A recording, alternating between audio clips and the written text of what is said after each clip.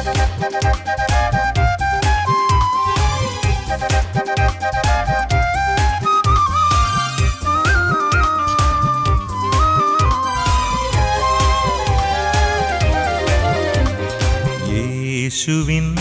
വാഗ്ദാനമേ പാവനാത്മനേ, ജീവൻ നൽകുന്ന ചൈതന്യമേ പരിശുദ്ധാത്മാവേ.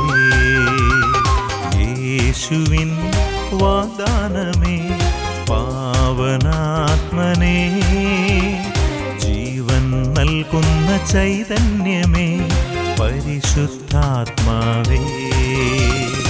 ആത്മാവേ എന്നിൽ നിറയണമേ, ആത്മാവേ എന്നിൽ നിറയണമേ, അഭിഷേകത്തിൻ നിറവായി മാറ്റണമേ, അഭിഷേകത്തിൻ നിറവായി മാറ്റണമേ.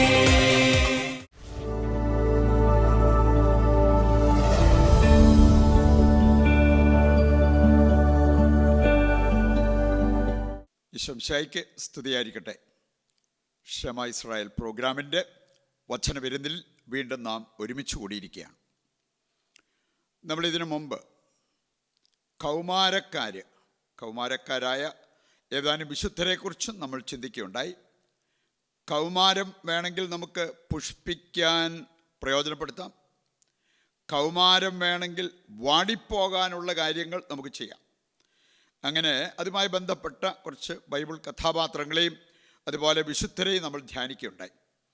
നമ്മൾ ഇന്ന് ധ്യാന വിഷയമാക്കുന്നത് നമ്മുടെ യൗവനം വേണമെങ്കിൽ പുഷ്പിക്കുന്നതിന് കാരണമാകാം, വേണമെങ്കിൽ അത് കരിച്ചു കളയാം. വാടിപ്പോകാനുള്ള കാര്യങ്ങളൊക്കെ നമുക്ക് ചെയ്യാം. യൗവനം ദൈവം നമുക്ക് നൽകിയിരിക്കുന്ന വലിയ ഒരു സമ്മാനമായിട്ട് നമ്മൾ കാണണം. ഒരു 15-നും 35-നും ഇടയ്ക്ക് പ്രായമുള്ള വ്യക്തികളെ യൗവനക്കാരായിട്ട് നമുക്ക് കാണാൻ പറ്റും. നമ്മളിന്ന് 5-8 വിശുദ്ധരെ പ്രത്യേകം കാണും. ഒരു 15-നും 25-നും ഇടയ്ക്ക് പ്രായമുള്ള, അല്ലെങ്കിൽ അത്രയും കാലം മാത്രം ജീവിച്ചിരുന്ന വിശുദ്ധരായിട്ടുള്ള വ്യക്തികൾ, അവരെ സഭ വിശുദ്ധരായിട്ട് പ്രഖ്യാപിച്ചു. വിശുദ്ധരാകാൻ ഒത്തിരി കാലം ഈ ഭൂമിയിൽ നമ്മൾ ജീവിച്ചിരിക്കേണ്ട ആവശ്യമില്ലെന്ന് ഇവരൊക്കെ നമ്മളെ ഓർമ്മിപ്പിക്കുന്ന ഒരു കാര്യമാണ്. യൗവനം വേണമെങ്കിൽ നമുക്ക് നല്ല കാര്യങ്ങൾക്ക് വേണ്ടി പ്രയോജനപ്പെടുത്താൻ സാധിക്കും. അങ്ങനെ വിശുദ്ധരുടെ ആ ഗണത്തിൽപ്പെടാൻ നമുക്കും സാധിക്കും എന്നുള്ളത് നാം തിരിച്ചറിയണം. മാത്രമല്ല, ഇത് കേട്ട് നമ്മൾ യൗവനക്കാർക്ക് വേണ്ടി, കൗമാരപ്രായക്കാർക്ക് വേണ്ടിയൊക്കെ പ്രത്യേകമായിട്ട് പ്രാർത്ഥിക്കണം എന്നുള്ള ആ ഒരു സന്ദേശം നമ്മുടെ ഹൃദയത്തിലേക്ക് നമുക്ക് ഏറ്റെടുക്കുകയും ചെയ്യാം.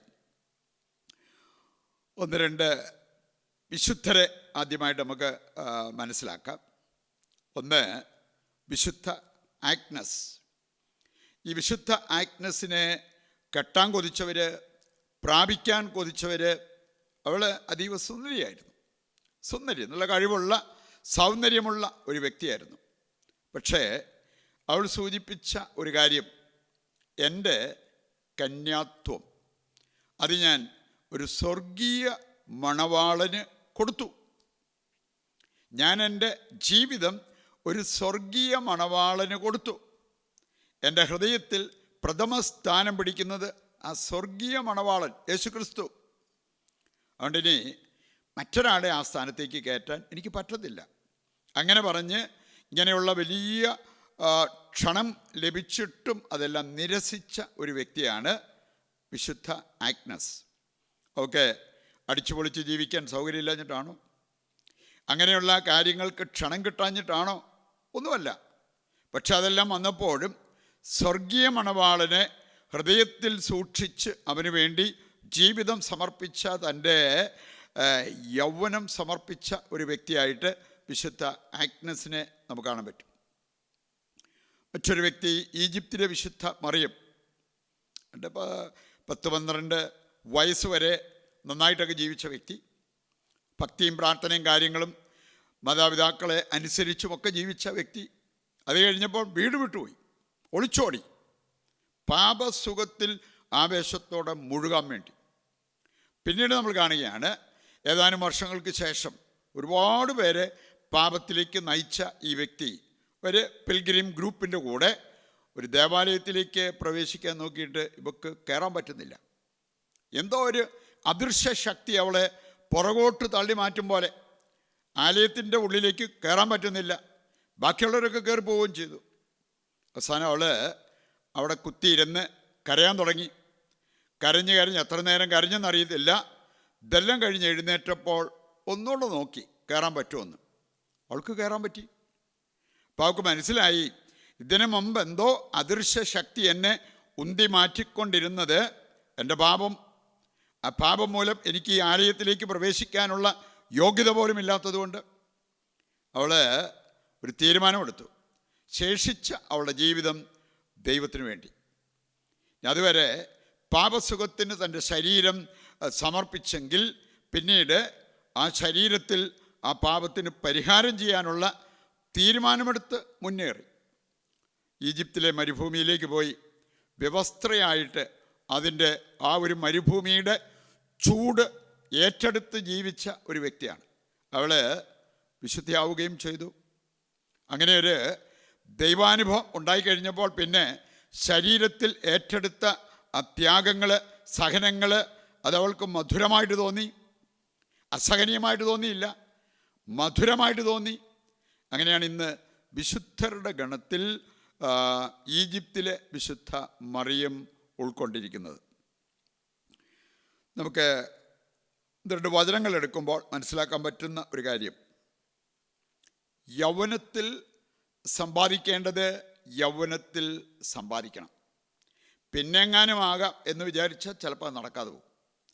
പ്രഭാഷകൻ 25 വചനം ചോദിക്കുന്നുണ്ട്, യൗവനത്തിൽ സമ്പാദിക്കാൻ കഴിയാതെ പോയത് നീ വാർദ്ധക്യത്തിൽ എങ്ങനെ സമ്പാദിക്കും?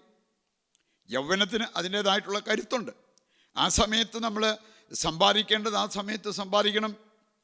ഞാനിനി ജിമ്മിൽ പോയി കട്ട മസിലുണ്ടാക്കാൻ നോക്കിയാൽ നടക്കുന്ന കാര്യമാണോ? അതിനുള്ള പ്രായം കഴിഞ്ഞു, അതിനൊരു പ്രായമുണ്ട് എന്ന് പറഞ്ഞ പോലെ ചില കാര്യങ്ങൾക്ക് ആ യൗവനം നമ്മൾ പ്രയോജനപ്പെടുത്തണം. സങ്കീർത്തനം 127, ആ സങ്കീർത്തനത്തിൻ്റെ 1 മുതൽ അങ്ങോട്ട് മുമ്പോട്ട് വായിക്കുമ്പോൾ ഒരു കാര്യം അവിടെ പറഞ്ഞിട്ടുണ്ട്, യൗവനത്തിൽ ജനിക്കുന്ന മക്കൾ യുദ്ധവീരൻ്റെ കയ്യിലെ അസ്ത്രങ്ങൾ പോലെയാണ്, അവ കൊണ്ട് ആപനാഴി നിറയ്ക്കുന്നവൻ ഭാഗ്യവാൻ. യൗവനത്തിൽ അത് കെട്ടാനൊരു പ്രായമുണ്ട്, ആ സമയത്ത് കല്യാണം കഴിക്കണം, മക്കളുണ്ടാകാൻ ആ സമയത്ത് മക്കളുണ്ടാകാൻ നമ്മൾ ആഗ്രഹിക്കണം. അങ്ങനെയുള്ള കാര്യങ്ങൾ വെച്ച് താമസിപ്പിക്കുകയല്ല ചെയ്യേണ്ടത് എന്ന് അതാണ് കർത്താവിൻ്റെ വചനം നമ്മെ ഓർമ്മിപ്പിക്കുക. സുഭാഷിതങ്ങൾ 5-ാം അധ്യായം 18 വചനം കൂടി എടുത്താൽ അവിടെ പറഞ്ഞിട്ടുണ്ട്, നിൻ്റെ അരുവി, നിൻ്റെ കിണർ, അതായത് നിൻ്റെ യൗവനത്തിലെ ഭാര്യ. യൗവനത്തിൽ വിവാഹം കഴിച്ച് അങ്ങനെ സന്താന ഭാഗ്യം അതും ആഗ്രഹിച്ച് ദൈവത്തോട് പ്രാർത്ഥിക്കണം. അങ്ങനെയുള്ള കാര്യങ്ങൾക്ക് ജീവിതം സമർപ്പിക്കണം എന്നുള്ളത് ഈ വചനങ്ങളെല്ലാം നമ്മെ ഓർമ്മിപ്പിക്കുന്ന ഒരു കാര്യമാണ്. സഭാപ്രസംഗൻ 12-ാം അധ്യായം 1-ാമത്തെ വചനം, ജെറമിയായുടെ ആദ്യത്തെ അധ്യായങ്ങൾ ഇതൊക്കെ വായിച്ചു കഴിഞ്ഞാൽ നമുക്ക് കാണാൻ സാധിക്കും, യൗവനം ദൈവസ്മരണയ്ക്കുള്ള സമയമാണ്, ദൈവത്തെ ഓർക്കാൻ, അതുപോലെ തന്നെ ദൈവത്തെ ആരാധിക്കാനുള്ള സമയം. ആ സമയത്ത് ഇങ്ങനെയുള്ള കാര്യങ്ങൾ നാം ചെയ്യേണ്ടിയിരിക്കുന്നു എന്നുള്ളത് കർത്താവിൻ്റെ വചനം നമ്മെ ഓർമ്മിപ്പിക്കുന്നത് കാണാൻ പറ്റും. ജ്ഞാനത്തിൻ്റെ പുസ്തകം 8-ാം അധ്യായം 2-ാമത്തെ വചനം, പ്രഭാഷകൻ 6:18 ഇതെല്ലാം വായിക്കുമ്പോൾ അവിടെ നമ്മൾ കാണുന്ന ഒരു കാര്യമുണ്ട്, യൗവനത്തിൽ നാം ചെയ്യേണ്ട ഒരു കാര്യമാണ് ജ്ഞാനസമ്പാദനം. അത് സോളമൻ്റെ കാര്യമാണെങ്കിലും പ്രഭാഷകൻ 47:14 വായിക്കുമ്പോൾ നമ്മൾ കാണുന്നുണ്ട്, യൗവനത്തിൽ അവനിൽ ജ്ഞാനമൊഴുകി. അവനിലേക്ക് ദൈവം ജ്ഞാനം നിറച്ചു കഴിഞ്ഞപ്പോൾ അവനിൽ നിന്നും അവൻ്റെ അധരങ്ങളിൽ നിന്ന് ജ്ഞാനം ഒഴുകുന്ന, ജ്ഞാനവചസ്സുകൾ ഒഴുകുന്ന ഒരു കാര്യം നമുക്ക് കാണാൻ പറ്റും. സോളമൻ അങ്ങനെ ഒരു വലിയ അഭിഷേകം പ്രാപിക്കുകയും ചെയ്തു. വേണമെങ്കിൽ നമുക്ക് ഈ യൗവനം ദുഷിപ്പിക്കാം. ഇനി അങ്ങനെ ചെയ്തിട്ട് അതിൻ്റെ പേരിൽ വിലപിക്കുന്ന പല ബൈബിൾ കഥാപാത്രങ്ങളെയും നമുക്ക് കാണാൻ പറ്റും. എസെക്കിയേൽ 23:21 വചനം, യൗവനത്തിൻ്റെ വിഷയ ലംബടത്വം. ഒരമ്മയുടെ 2 മക്കള് ഒഹോലിബ. ഇനി അവരുടെ ജീവിതത്തിൽ ഉണ്ടായ കാര്യങ്ങളെല്ലാം ഈ അധ്യായം വായിക്കുമ്പോൾ നമുക്ക് കാണാൻ പറ്റും. യൗവനത്തിൻ്റെ വിഷയ ലംബടത്വം. ജോബ് 13:26, എൻ്റെ യൗവനത്തിലെ അകൃത്യങ്ങളുടെ ഫലം ഞാൻ അനുഭവിക്കുന്നു. ജോബ് വലിയ സഹനത്തിലൂടെ കടന്നു പോയപ്പോൾ അവൻ അംഗീകരിച്ച ഒരു കാര്യം, എൻ്റെ യൗവനത്തിൽ എനിക്ക് തെറ്റുപറ്റി, എൻ്റെ യൗവനത്തിൽ ഞാൻ അരുതാത്ത പലതും ചെയ്തിട്ടുണ്ട്, അതിൻ്റെ ഫലമായിട്ട് ഞാൻ ഇന്ന് ഈ സഹനത്തിലൂടെ കടന്നു പോകുന്നു എന്ന് ഏറ്റുപറഞ്ഞ് ജോബിനെ കാണാൻ പറ്റും. സങ്കീർത്തനം 25:7 വചനം, ദാവീദിൻ്റെ കണ്ണീരോടെയുള്ള പ്രാർത്ഥന, ദാവീദിൻ്റെ ഒരു പ്രത്യേകമായിട്ടുള്ള അഭ്യർത്ഥന, ഇതെല്ലാം ഇവിടെ കാണാൻ പറ്റും. എൻ്റെ യൗവനത്തിലെ അതിക്രമങ്ങൾ ഓർക്കരുതേ. അതിക്രമങ്ങൾ ചെയ്തതുകൊണ്ടല്ലേ ഇപ്രകാരം ഒരു പ്രാർത്ഥന ദാവീദ് സ്വർഗത്തിലേക്ക് ഉയർത്തിയത്? ദൈവമേ, എൻ്റെ യൗവനത്തിലെ അതിക്രമങ്ങൾ ഓർക്കരുത്.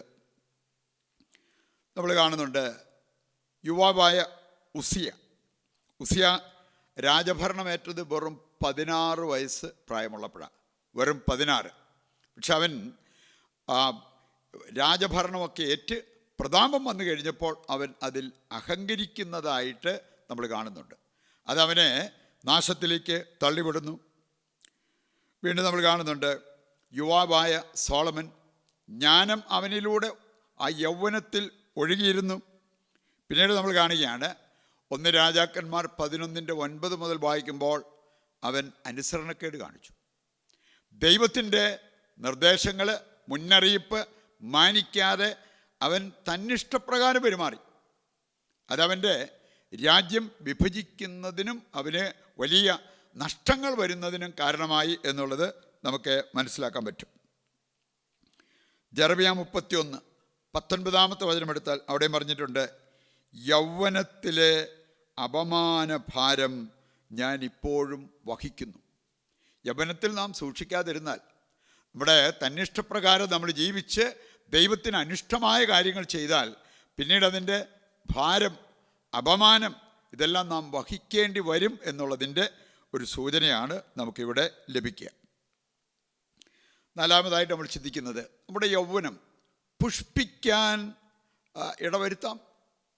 നമ്മൾ ശ്രദ്ധിക്കുകയാണെങ്കിൽ യൗവനം കൊണ്ട് ഒരുപാട് നേട്ടം നമുക്കുണ്ടാവും. യൗവനത്തിൻ്റെ ആ കുതിരബലം നല്ല കാര്യത്തിനായിട്ട് നമുക്ക് പ്രയോജനപ്പെടുത്താൻ സാധിക്കും. എനിക്കറിയാം, ഇന്നും കാരിസ്മാനിൽ എന്തെങ്കിലുമൊക്കെ കാര്യങ്ങൾ, കട്ടിപ്പണിയോ അങ്ങനെയുള്ള കാര്യങ്ങളൊക്കെ ചെയ്യേണ്ടി വരുമ്പോൾ യുവജനങ്ങളുണ്ട്. അവരിൽ ഏതാനും പേരോടൊന്ന് വരാൻ പറഞ്ഞു കഴിഞ്ഞാൽ അവരിൽ നിന്ന് ചെയ്യുന്ന കാര്യം ഞാൻ അവരെ പോലെ ചെയ്യാൻ നോക്കിക്കഴിഞ്ഞാൽ എൻ്റെ നടുവെട്ടും. അതല്ലെങ്കിൽ പിന്നീട് നടുവേദനയായിട്ടോ കാലുവേദനയായിട്ടോ കൈവേദനയായിട്ടോ ഒക്കെ ഇരിക്കേണ്ടി വരും. അവർ ചെയ്യുന്ന കാര്യം, അവർക്ക് ആരോഗ്യം ഉള്ളതുകൊണ്ട് അവർ ചെയ്യുന്ന കാര്യം വാർദ്ധക്യത്തിലെത്തിയവർക്കോ അല്ലെങ്കിൽ മിഡിൽ ഏജിൽ എത്തിയവർക്കോ ചിലപ്പോൾ ചെയ്യാനായിട്ട് സാധിച്ചെന്ന് വരത്തില്ല. നമുക്ക് ഈ യൗവനത്തിൻ്റെ കുതിരബലം നല്ല കാര്യങ്ങൾക്ക് വേണ്ടി നമുക്ക് പ്രയോജനപ്പെടുത്താൻ പറ്റും.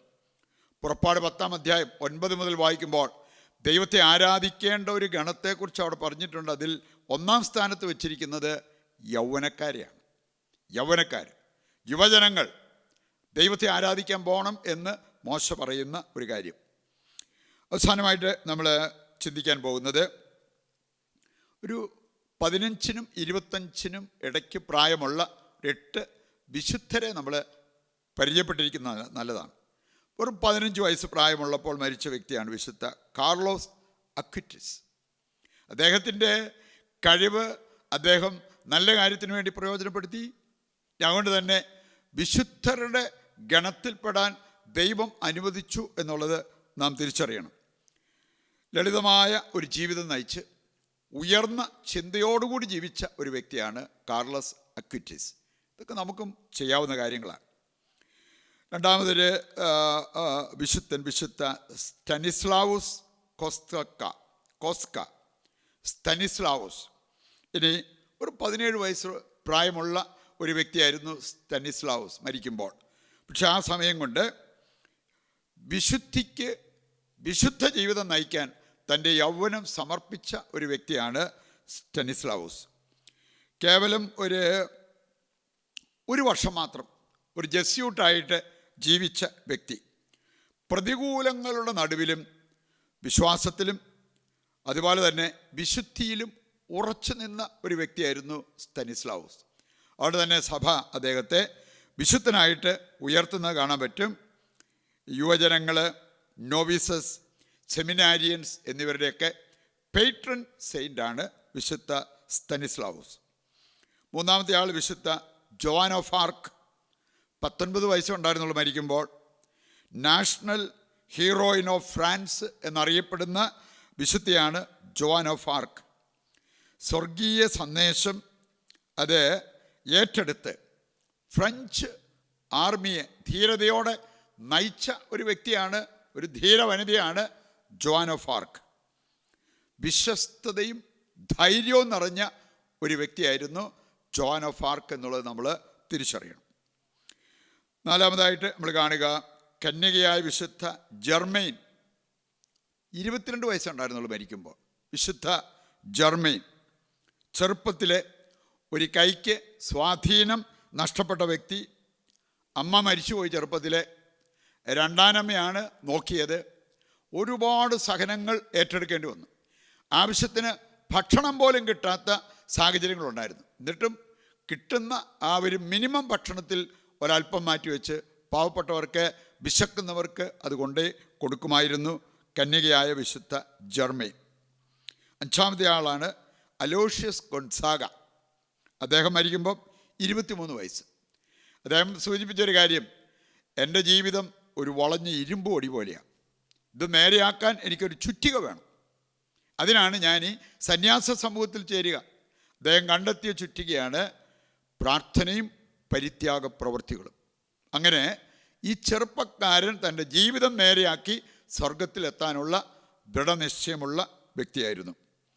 വിശുദ്ധ കൊച്ചു ത്രേസ്യ 24 വർഷമേ ഈ ഭൂമിയിൽ ജീവിച്ചുള്ളൂ. നമുക്കറിയാമല്ലോ, പ്രാർത്ഥനയും സഹനങ്ങൾ കാഴ്ചവെച്ചും സ്വർഗം ലക്ഷ്യമാക്കി അവർ പറഞ്ഞത്, ഞാൻ എന്തും ചെയ്യും, എന്ത് ത്യാഗം ഏറ്റെടുക്കും, എനിക്ക് സ്വർഗത്തിൽ പോകണം, അതിനുവേണ്ടി എന്ത് ത്യാഗമെടുക്കാനും എന്ത് സഹനങ്ങൾ ഏറ്റെടുത്ത് കാഴ്ചവെക്കാനും തയ്യാറെന്ന് പറഞ്ഞ വ്യക്തിയാണ് വിശുദ്ധ കൊച്ചു ത്രേസ്യ. 7-ാമത്തെ വ്യക്തി വിശുദ്ധ ജോർജിയോ ഫ്രസെറ്റി. 24 വയസ്സ് പ്രായം ഉണ്ടായിരുന്നുള്ളൂ. ഒരു ഇറ്റാലിയൻ കാത്തലിക് യൂത്ത് എന്ന് പറയാവുന്ന ഒരു വ്യക്തിയാണ്. അതുപോലെ തന്നെ മാൻ ഓഫ് ബെയാറ്റിറ്റ്യൂഡ്സ്, സുവിശേഷ ഭാഗ്യങ്ങൾ നമുക്കറിയാലോ, മത്തായി 5. മാൻ ഓഫ് ബെയാറ്റിറ്റ്യൂഡ്സ് എന്നാണ് ഈ മനുഷ്യൻ അറിയപ്പെട്ടത്. ലൗകികത വെടിഞ്ഞ് പാപങ്ങൾക്ക് വേണ്ടി ജീവിതം കാഴ്ചവെച്ച് ചെയ്യാവുന്നത്ര കാര്യങ്ങളൊക്കെ ചെയ്ത് മുമ്പോട്ട് പോയ ഒരു വ്യക്തിയാണ് ജോർജിയ ഫ്രസെറ്റി. അവസാനത്തെ 8-ാമത്തെ ആളാണ് വിശുദ്ധ അഗത. മരിക്കുമ്പോൾ 20 വയസ്സേ ഉണ്ടായിരുന്നുള്ളൂ. ഇനി അവരെ ഈ അധികാരികൾ പറഞ്ഞത് കേൾക്കാതെ വന്നപ്പോൾ, അവളുടെ വിശ്വാസം ത്യജിക്കാതെ വന്നപ്പോൾ, അവളെ മോഹിച്ചവർക്ക് ശരീരം വിട്ടുകൊടുക്കാതെ വന്നപ്പോൾ ബ്രസ്റ്റ് മുറിച്ച് മാറ്റി. അത് കർത്താവ് അത്ഭുതകരമായിട്ട് തൊട്ട് സുഖപ്പെടുത്തി. പിന്നീട് അവളെ ചരലിലിട്ട് ഉരുട്ടി. അവസാനം അവൾ പറഞ്ഞു, മതി കർത്താവേ, അവളുടെ പ്രാണൻ ദൈവം എടുത്തു എന്നാണ് പറഞ്ഞിരിക്കുന്നത്. ഇവരൊക്കെ 25 വയസ്സിനകം അവർക്ക് ചെയ്യാൻ പറ്റിയ കാര്യങ്ങളും അങ്ങനെ വിശുദ്ധരാകാൻ പറ്റിയതാണ്. അവർ നമ്മളെയും പ്രചോദിപ്പിച്ച് വിശുദ്ധരാകാനുള്ള ആ ഒരു തീരുമാനമെടുപ്പിക്കാനായിട്ട് നമുക്ക് പ്രത്യേകം പ്രാർത്ഥിക്കാം. ദിവ്യകാരുണ്യനാഥൻ്റെ മുമ്പിലേക്ക് നമ്മുടെ എല്ലാ ആവശ്യങ്ങളും കൊണ്ട് നമുക്ക് പ്രാർത്ഥിക്കുകയും ചെയ്യാം. ആരാധന ആരാധന ആരാധന ആരാധന ആരാധന ആരാധന ആരാധന ആരാധന. പരിശുദ്ധ പരമ ദിവ്യകാരുണ്യത്തിന് എന്നേരവും ആരാധനയും സ്തുതിയും പുകഴ്ചയും ഉണ്ടായിരിക്കട്ടെ. വിശുദ്ധ കുർബാനയിലേക്ക് നമുക്കൊന്ന് നോക്കാം.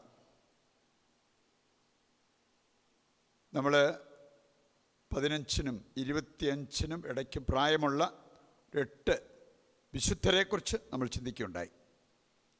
നമ്മൾ ആരാധനയിൽ എല്ലാ യുവജനങ്ങളെയും പ്രത്യേകം കൊണ്ടുവന്ന് പ്രാർത്ഥിക്കാൻ പോവുകയാണ്. ഒത്തിരി മാതാപിതാക്കൾക്ക് അവരുടെ യൗവനക്കാരായ മക്കളുടെ കാര്യമോർത്ത് വേദനിക്കേണ്ടി വരുന്നുണ്ട്. അവർ ദൈവവിശ്വാസം ഇല്ലാത്തത്, നിരീശ്വരവാദികളായി കഴിയുന്നത്, അതുപോലെ തന്നെ തെറ്റായ ബന്ധങ്ങളിൽ പെട്ട് കഴിയുന്നവർ, അശുദ്ധിയിൽ കഴിയുന്നവർ, ദ്രോഹബുദ്ധിയോടെ കഴിയുന്നവർ, ഇവർ മൂലം ഒത്തിരിയേറെ ശാരീരിക മാനസിക പീഡനങ്ങൾ ഏൽക്കേണ്ടി വരുന്ന മാതാപിതാക്കൾ, അവരുടെ സഹോദരങ്ങൾ, നമുക്കവരെല്ലാം ഓർത്ത് പ്രാർത്ഥിക്കാം. നമ്മളിന്ന് ധ്യാനിച്ച വിശുദ്ധർ നമുക്ക് വേണ്ടി മാധ്യസ്ഥം വഹിക്കും. നമ്മുടെ മക്കൾക്ക് വേണ്ടി മാധ്യസ്ഥം വഹിക്കും. ലോകമാസകലമുള്ള യുവജനങ്ങൾക്ക് വേണ്ടി മാധ്യസ്ഥം വഹിക്കും. നമുക്ക് അബോധ്യത്തോടെ അല്പസമയം വിശുദ്ധ കുർബാനയിൽ എഴുന്നള്ളിയിരിക്കുന്ന ഈശോയെ, യുവാവായ യേശുവിനെ മനസ്സിൽ കണ്ടുകൊണ്ട്, ഈശോ നമ്മളെല്ലാവരെയും അനുഗ്രഹിക്കുവാൻ ആഗ്രഹിച്ചുകൊണ്ട് അല്പസമയം ഒന്ന് സ്തുതിച്ച് പ്രാർത്ഥിക്കാം. യേശുവേ നന്ദി, ഹല്ലേലൂയ. യേശുവേ ആരാധന, യേശുവേ നന്ദി, ഹല്ലേലൂയ, ഹല്ലേലൂയ, ഹല്ലേലൂയ. യേശുവേ നന്ദി, യേശുവേ നന്ദി. കണ്ണുകളൊന്ന് അടയ്ക്കാം. ജീവിതത്തിലേക്ക് നമുക്കൊന്ന് എത്തി നോക്കാം. ഒരുപക്ഷെ യുവജനങ്ങളായിട്ടുള്ള പലരും നമ്മൾ കേട്ടത് കേട്ടിട്ടില്ല, ഈ ആരാധനയിൽ പങ്കെടുക്കുന്നില്ല. പക്ഷെ നമ്മൾ കാണുന്നുണ്ട്, യോഹന്നാൻ 17:19 യേശു തന്നെ പറഞ്ഞൊരു കാര്യമുണ്ട്, ഞാൻ എന്നെ തന്നെ വിശുദ്ധീകരിക്കുന്നു. എന്തിനാ? ലോകം വിശുദ്ധീകരിക്കപ്പെടേണ്ടതിന്. നമ്മുടെ മക്കൾ, ലോകമാസകലമുള്ള യുവജനങ്ങൾ വിശുദ്ധീകരിക്കപ്പെടാൻ, അവരുടെ യൗവനം കരിഞ്ഞു പോകാതെ പുഷ്പിക്കാൻ നമ്മൾ പ്രാർത്ഥിച്ചാൽ പലതും സാധ്യമാകും. നമുക്കവരെല്ലാം മനസ്സിൽ കണ്ട് പ്രാർത്ഥിക്കാം. കർത്താവേ, ഒരുപക്ഷെ ഞങ്ങളെ കണ്ട് തെറ്റായ പലതും ഞങ്ങളുടെ മക്കൾ പഠിച്ചു. ഞങ്ങൾ പറയാതെ തന്നെ ഞങ്ങളുടെ ജീവിതം കണ്ട് അവർ പല കാര്യങ്ങളും പഠിക്കും. ഞങ്ങൾക്ക് ഒരു മാതൃക നൽകാൻ പറ്റാതെ പോയെങ്കിൽ, ദുർമാതൃക ഏതെങ്കിലും രീതിയിൽ കൊടുത്തെങ്കിൽ, കർത്താവേ, അതിനെല്ലാം ഞങ്ങൾ മാപ്പ് ചോദിക്കുന്നു. ഞങ്ങളെ വിശുദ്ധീകരിക്കണമേ. ഞങ്ങളുടെ വിശുദ്ധീകരണം നടന്നാൽ ഞങ്ങളുടെ മക്കളുടെ വിശുദ്ധീകരണം അതിലൂടെ സാധ്യമാവും. ലോകമാസകലമുള്ള എല്ലാ യുവജനങ്ങളും ദൈവമേ, അങ്ങേ അറിയുവാൻ, അങ്ങേ മാനിക്കുവാൻ, അങ്ങേ അനുസരിക്കുവാൻ, അങ്ങേ അംഗീകരിക്കുവാൻ, അതിലൂടെ അവരുടെ ജീവിതം അനുഗ്രഹപ്രദമാക്കുവാൻ ഇടയാക്കണമെന്ന് പ്രാർത്ഥിക്കാം. നമുക്കിനെ കണ്ണു തുറന്ന് ഈശോയിലേക്ക് നോക്കാം, സ്നേഹത്തോടെ നോക്കാം. കർത്താവേ, എന്നെ വിശുദ്ധീകരിച്ച് എന്നെ സ്വന്തമാക്കുവാൻ നീ എൻ്റെ ജീവിതത്തിലേക്കും എഴുന്നള്ളി വരണമേ. കർത്താവേ, നിന്നെ മറ്റുള്ളവർക്ക് പകർന്നു കൊടുക്കുവാൻ, പ്രത്യേകിച്ച് ഞങ്ങളുടെ മക്കൾക്ക് പകർന്നു കൊടുക്കുവാൻ അനുഗ്രഹിക്കണമെന്ന് പ്രാർത്ഥിക്കാം. നമുക്ക് നമ്മുടെ എല്ലാ ആവശ്യങ്ങളും കർത്താവിൻ്റെ കരങ്ങളിൽ ഏൽപ്പിച്ച് പ്രാർത്ഥിക്കാൻ പറ്റും. വിശ്വാസത്തോടെ പ്രാർത്ഥിച്ചാൽ ദൈവം പ്രവർത്തിക്കും. നമുക്ക് വേണ്ടിയോ നമ്മുടെ മക്കൾക്ക് വേണ്ടി ആകട്ടെ, ലോകമാസകലമുള്ള എല്ലാ യുവജനങ്ങളെയും പ്രത്യേകം മനസ്സിൽ കണ്ട് പ്രാർത്ഥിക്കാം.